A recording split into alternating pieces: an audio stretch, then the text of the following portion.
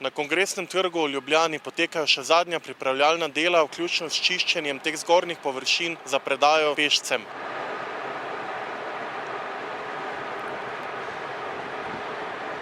Pod nami je parkirna hiša, ki bi naj bila prav tako odprta do konca meseca junija.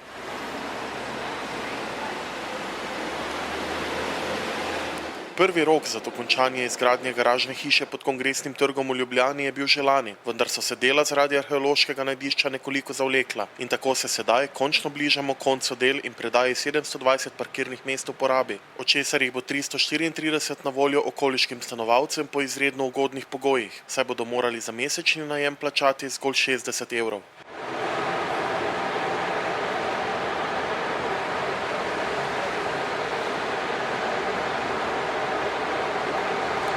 Če na parkirna mesta gledamo pozitivno, pa strokovnjaki opozarjajo na žalostno usodo, ki čaka posajene platane po koncu gradnje, saj stara drevesa napadajo razne bolezni.